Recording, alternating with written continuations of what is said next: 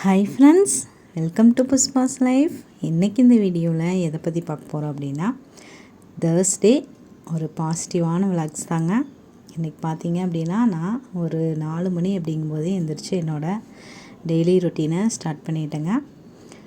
ஆனால் செல்ஃபோனை எங்கே வச்சேன்னே எனக்கு ஞாபகம் இல்லைங்க. அதனால் அந்த 4 மணிலேருந்து என்னால் வீடியோ எடுக்க முடியல. காலையில் பாப்பா ஒரு 6 மணிங்கும்போது எழுந்திரிச்சாங்க. அப்போ தான் போய் கொஞ்சம் கண்டுபிடிச்சி எடுத்துகிட்டு வந்து அதுக்கப்புறம் எடுத்த வீடியோ தாங்க இது. நான் இன்றைக்கி ஒரு 5 மணி அப்படிங்கும்போது தீபமெல்லாம் ஏற்ற ஆரம்பிச்சிட்டேங்க. பிரம்ம முகூர்த்த தீபம். செவ்வந்தி பூ நேற்று கொஞ்சம் வாங்கிட்டு வந்திருந்தேன். அதை வச்சே சாமி கும்பிட்டேன். அதுக்கப்புறம் செல்ஃபோன் கிடச்சதுக்கப்புறம் தான் இந்த வீடியோஸ் எல்லாம் எடுத்துக்கிறேங்க. இது பார்த்திங்க அப்படின்னா, சரி இந்த மாதிரி பிரபஞ்சத்துக்கு காட்டுற மாதிரி வீடியோஸ் நல்லாயிருக்கும் அப்படிங்கிறதுக்காகத்தான் மறுபடியும் அந்த வீடியோவை எடுத்துருக்குறேங்க. எப்படி இருக்குது அப்படிங்கிறத பார்த்துட்டு கமெண்டில் சொல்லுங்கள். அதுக்கப்புறம் நேற்று நிறைய சகோதரிகள் கமெண்ட்ஸ் பண்ணியிருந்தாங்க. விஜி சிஸ்டர், அதுக்கப்புறம் நம்மளோட வாசி சிஸ்டர் கமெண்ட்ஸ் பண்ணியிருந்தாங்க. வாசி சிஸ்டர் நேற்று 9 நிமிஷம் வீடியோ போட்டிருந்தேன் அப்படின்னு நினைக்கிறேன். சீக்கிரமாகவே வீடியோ முடிஞ்சிருச்சக்கா, இன்னும் லாங் வீடியோ போடுங்க அப்படிங்கிற மாதிரி சொல்லியிருந்தாங்க. ரொம்ப நன்றி சிஸ்டர், உங்களோட அன்புக்கு. நான் என்னோடய வீடியோஸே தொடர்ந்து ஒரே மாதிரியே இருக்குமோ, இல்லை நம்ம பேசுகிறது எனக்கு அப்படி தான் தோணுது. தொடர்ந்து ஒரே மாதிரியே இருந்துச்சு அப்படின்னா உங்களுக்கெல்லாம் போர் அடிக்க ஆரம்பிச்சிடும் இல்லையா அப்படின்னு தான் தோணுச்சு. நேற்றுமே அந்த வீடியோ எடிட் பண்ணும்போது எனக்கு அப்படி தான் தோணுச்சு. இருந்தாலும் இந்த வீடியோஸும் உங்களுக்கு பிடிச்சிருக்குது அப்படிங்கிறது நீங்கள் சொல்லும்போது எனக்கு புரிஞ்சுது. ரொம்ப நன்றி சிஸ்டர். அதுக்கப்புறம் பார்த்திங்கன்னா, விஜி சிஸ்டர் சொல்லியிருந்தாங்க, சேமிப்பு வீடியோ போடுங்க அப்படிங்கிற மாதிரி சொல்லியிருந்தாங்க. நேற்று கூட நான் கணவர் கையில் காசு கொடுக்கல அப்படின்னா கூட இந்த மாதிரி சேமிக்கலாம் அப்படின்னு சொல்லியிருந்தேன். அதை அவங்க பார்த்தீங்களா விஜி சிஸ்டர்? பார்த்தீங்க அப்படின்னா கண்டிப்பாக கமெண்ட்ஸில் சொல்லுங்கள். எனக்கு தெரிஞ்சது இவ்வளோ தான்.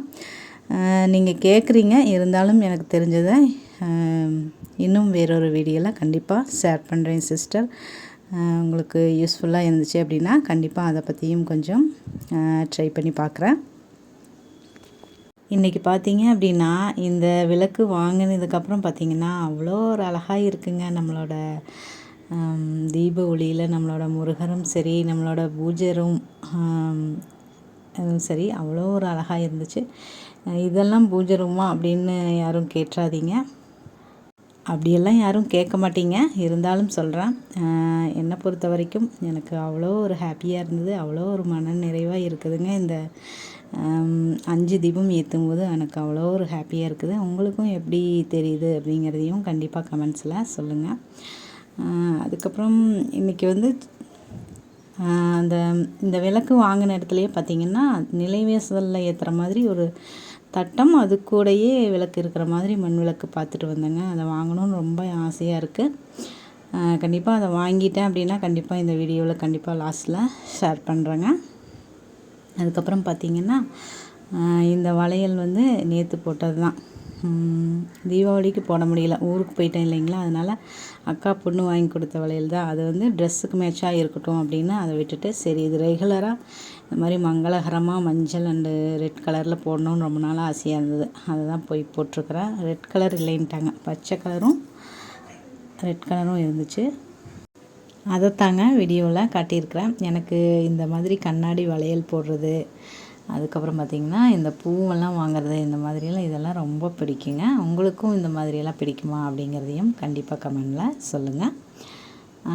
அதுக்கப்புறம் பார்த்திங்கன்னா, சரி அந்த நேற்று எடுத்துகிட்டு வந்த அந்த புக்கு தாங்க படிக்கலாம் அப்படின்னு சொல்லிட்டு எடுத்துருக்கிறேன். அதுக்கு முன்னாடி தண்ணி ஒரு சொம்பு, இப்போ இந்த பூஜை வேலைகள் ஆரம்பித்ததுலேருந்து பார்த்திங்கன்னா எப்படியும் ஒரு 2 சொம்பு தண்ணியை குடிச்சிட்றேன்.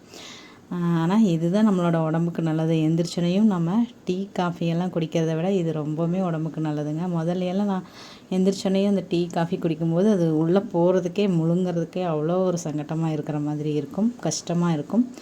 ஆனால் இந்த பூஜை வேலைகள்லாம் செய்கிறதுல உடம்புக்கும் ஒரு விதத்தில் ஒரு நல்லது நான் பண்ணுறேன் அப்படிங்கிற மாதிரி ஒரு ஹாப்பினஸ்ஸாக இருக்குங்க. இன்றைக்கி பார்த்திங்கன்னா, அந்த புக்கில் ஒரு விஷயம் படிச்சிருந்தேன். அதில் பொறாமை அப்படிங்கிற ஒரு தலைப்பில் ஒரு விஷயம் படிச்சிருந்தேன். அதைத்தாங்க இன்றைக்கி உங்கள் கூட ஷேர் பண்ண போகிறேன்.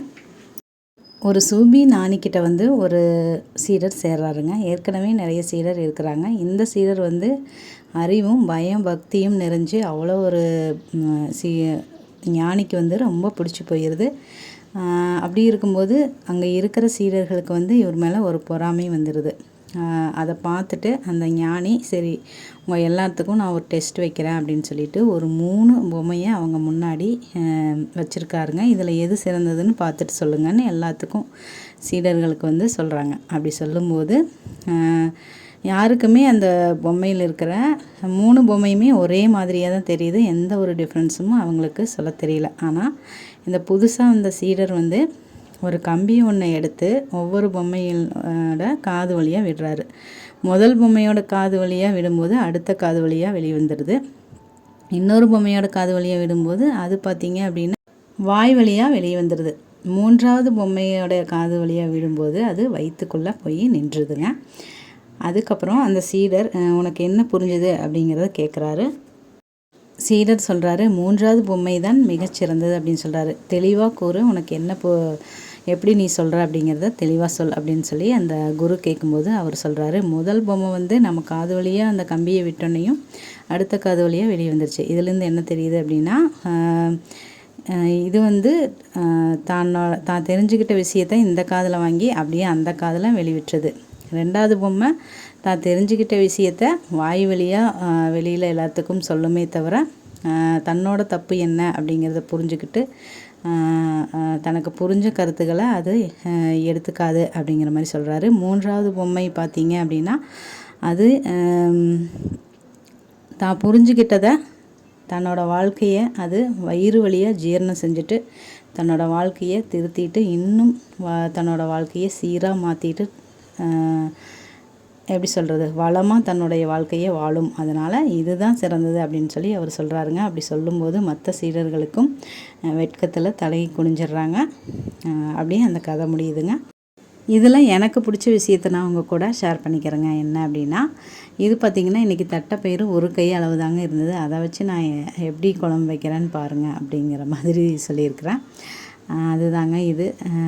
பாருங்கள், ஒரு சட்டி ஃபுல்லாக குழம்பு வச்சிட்டேன் அப்படின்னு நினைக்கிறேன். கத்திரிக்காய் உருளைக்கிழங்கெல்லாம் போட்டு கத்திரிக்காய்ன்னு சொன்னாவே எனக்கு பிரியா சிஸ்டர் தாங்க ஞாபகத்துக்கு வர்றாங்க. அவங்க தான், என்ன சிஸ்டர் டெய்லியும் சாப்பாடு கத்திரிக்காய் முடியலை சிஸ்டர் அப்படின்னு சொல்லியிருந்தாங்க.